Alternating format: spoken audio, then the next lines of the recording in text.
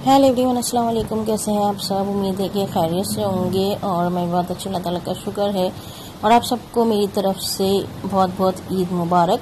और बकरीद का पहला दिन है, यानी ईद का पहला दिन है। और सुबह में हम नाश्ता कर रहे थे। वैसे सुबह की रूटीन यही होती है कि सुबह उठ के नमाज के बाद मैं सेवइयाँ बनाती हूँ, तो मैंने सेवइयाँ बनाई थी। उसके बाद बाबा नमाज पढ़ने के लिए गए थे और उसके बाद फिर जब नमाज पढ़ के आए तो फिर हम सब ने नाश्ता किया।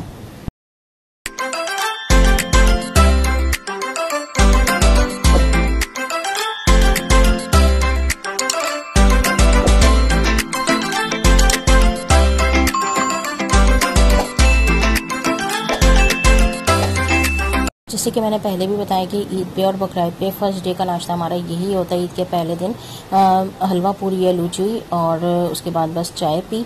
नाश्ता करने के बाद मैंने अपने कपड़ों पे आयरन की थी। ये मेरा ईद का सूट है पहले दिन का, क्योंकि वैसे भी गर्मी ज़्यादा है तो लॉन का ही सूट बनाया था मैंने। इसके साथ शर्ट, ट्राउज़र और शेफून का दुपट्टा। उसके बाद बस फिर सारा टाइम जो है ना काम में ही गुजरा। वैसे भी बकरीद पे यही होता है, कुर्बानी होती है, गोश्त आता है और उसके अलावा जब खाना पकाना होता है किचन में, सारा टाइम जो है ना वो ऐसे ही गुजर जाता है।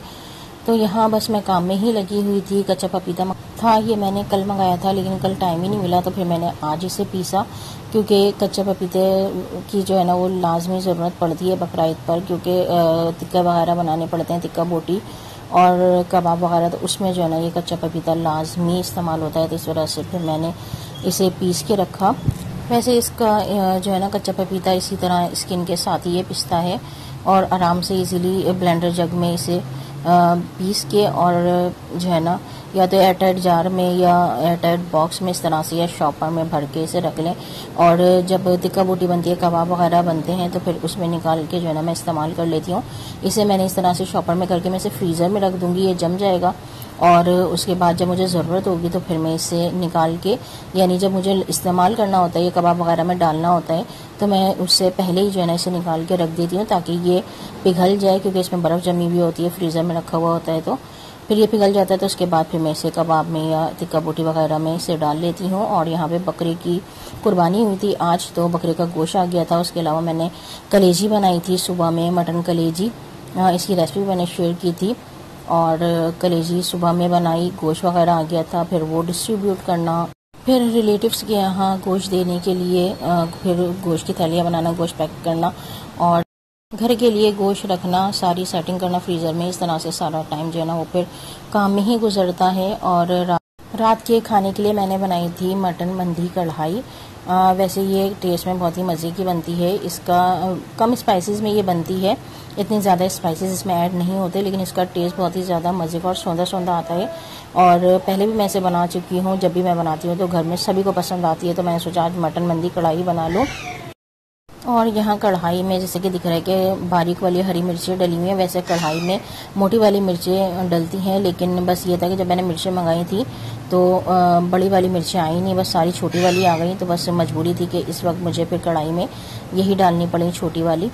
खैर कढ़ाई जो है ना वो फाइनली तैयार हो गई थी, लेकिन रात में फिर किसी ने भी खाना नहीं खाया था, क्योंकि हमने सुबह हलवा पराठा खा लिया था और उसके बाद फिर कलेजी तो हमने शाम में ही खाई थी, यानी लेट ही खाया था दोपहर का खाना भी। तो रात में फिर किसी ने खाना ही नहीं खाया था। उसके बाद फिर कढ़ाई जो है ना वो फिर हमने अगले दिन खाई थी।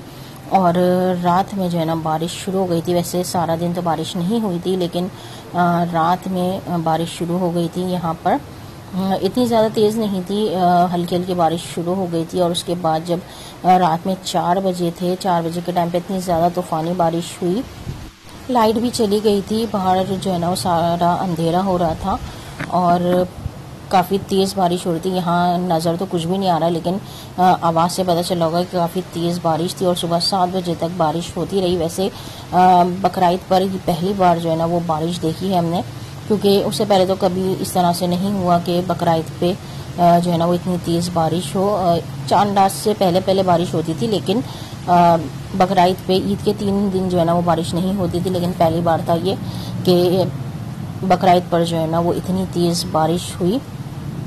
तूफ़ानी बारिश ही थी और सुबह 7 बजे तक मुसलसल तेज़ बारिश होती रही। वैसे मैं रात में जाग ही रही थी, क्योंकि नींद ही नहीं आ रही थी, बारिश भी इतनी काफ़ी ज़्यादा तेज़ हो रही थी और लाइट भी चली गई थी। तो फिर मैं सुबह सोई थी, तो मैं गैलरी में खड़ी हुई बारिश ही देख रही थी। वैसे भी बारिश पसंद है। तो मैं गैलरी में ही खड़ी हुई थी, काफ़ी तेज़ बारिश हो रही थी और इस तरह से बस सारे रात जो है ना वो जागती हुई ही गुजरी। और फिर अगले दिन तक बारिश होती रही और दोपहर में फिर धूप निकल आई थी दूसरे दिन। लेकिन ईद के दूसरे दिन तक ही बारिश थी, यानी कि ईद के पहले दिन भी बारिश हुई और ईद के दूसरे दिन भी। और उसके बाद हो गया था नेक्स्ट डे, यानी ईद का दूसरा दिन। दूसरे दिन ईद के सुबह तक तो बारिश होती रही, उसके बाद दोपहर में धूप निकल आई थी। और वैसे भी मैं रात में जागी रही थी क्योंकि बारिश जब हो रही थी। उसके बाद मैं सुबह लेट सो के उठी थी, नाश्ता किया। नाश्ता करने के बाद बाहर से शोर की आवाज़ आ रही थी, तो यहाँ देखा किसी की गाय भागकर आ गई थी और वो यहाँ से जा नहीं रही थी, तो फिर यहीं उसे बांध दिया था और फिर यहीं पर इसकी कुर्बानी हुई। वैसे ये गाय बहुत मुश्किलों से गिरी थी और काफ़ी मुश्किलों से इन लोगों ने इसे हैंडल किया। बहुत ही ज़्यादा, कहते हैं ना, अड़ियल गाय इस तरह की थी ये, और किसी के भी काबू में नहीं आ रही थी। काफ़ी मुश्किलों से इन लोगों ने इसे काबू में किया था और उसके बाद फिर इसको यहीं पर काटा। और बस मैं गैलरी में खड़ी हुई यही देख रही थी। इसी में इतना टाइम लग गया इसको, यानी कि बांधने में, क्योंकि रस्सी भी बांध रहे थे। रस्सी बांधने में भी काफ़ी परेशानी हुई। तो चलिए मेरे साथ आप भी देखिए कि किस तरह इस गाय को इन लोगों ने काबू किया।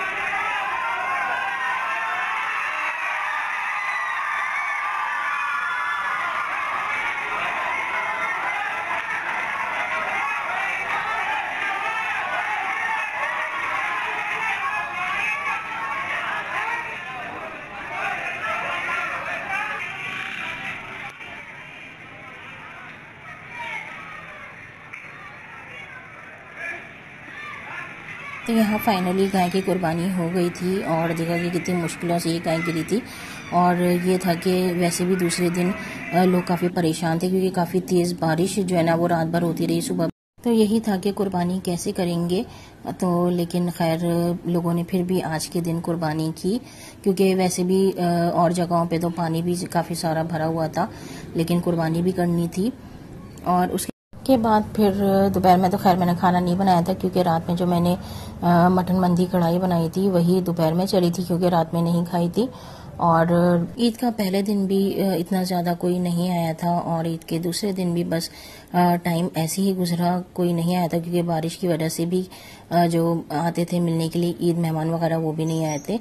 और फिर खैर नाश्ते के लिए मैंने मंगाया था ये मिठाई और लिमको वगैरह, क्योंकि ईद के तीसरे दिन जो है ना फिर सबका आना होता है। क्योंकि पहले दिन बकरी की कुर्बानी हुई थी, दूसरे दिन नहीं हुई थी और तीसरे दिन हमारे यहाँ ऊँट की कुर्बानी होती है। तो इसलिए फिर तीसरे दिन जो है ना वो सारे कज़न्स वगैरह और मेहमान आते हैं, तो इसलिए फिर मैंने ये सारी तैयारी की कल के लिए। कल के लिए भी जब मेहमान आएंगे तो ज़ाहिर बात है खाना वगैरह बनाना, सारा काम करना। तो ये था कि एक दिन पहले से ही मैंने रात में थोड़ा काम करके रख लिया था। उसके बाद फिर अगले दिन जब कुर्बानी होगी ऊँट की, उसके बाद भी फिर बस सारा टाइम काम में ही गुजरेगा और गोश्त डिस्ट्रीब्यूट करने में गुजरेगा। तो इस तरह से बस ईद के तीनों दिन हमारे गुजरते हैं, काम में ही तकरीबन गुजरते हैं। और बकरा ईद पे तो अक्सर ऐसे ही होता है। तो यहाँ मिठाई हम लोग चेक कर रहे थे कि कौन सी लेकर आए हैं बाबा। और उसके बाद फिर निम्को वगैरह भी जो है ना, मैं जैसे हर साल ईद पे भी मंगाती हूँ, बकरा ईद पे भी मंगाती हूँ मेहमानों के लिए। यहाँ ये सारा सामान हम लोग देख रहे थे और यही सोच रहे थे अभी हम लोग के किस तरह से कल का ईद का तीसरा दिन होगा। यानी कि जैसे 2 दिन बारिश रही और ईद के तीसरे दिन भी बारिश होगी, तो किस तरह से कुर्बानी होगी और किस तरह से सारा काम होगा। और लाइट चली गई तो और ज़्यादा परेशानी हो जाएगी। तो बस खैर यही सब जो है ना वो हम लोग बातें कर रहे थे। और यहाँ पर ये मूंगफली भी आई थी। वैसे इसमें कि एक बेसन वाली मूंगफली भी मिलती है और वो बहुत ज़्यादा मज़े की लगती है, लेकिन अभी बेसन वाली मूंगफली नहीं आई थी, ये सादी वाली आई थी। तो यहाँ बस हमने सारा सामान चेक किया और उसके बाद फिर कल की तैयारी में लग गए थे कि जितना काम हो सकता है उतना तो खैर जो है ना वो हो जाए। उसके बाद फिर कल जो होगा वो कल ही करेंगे। तो आज का मेरा व्लॉग बस इतना ही था, ईद के पहले दिन का और दूसरे दिन का। तो खुश रहिए अपनी फैमिली के साथ, सबके साथ अच्छा टाइम स्पेंड कीजिए। मुझे भी दुआ में याद रखिएगा, मेरी फैमिली को भी दुआ में याद रखिएगा, अपना भी ख्याल लगेगा। फिर मिलेंगे इंशाल्लाह। अल्लाह हाफिज़।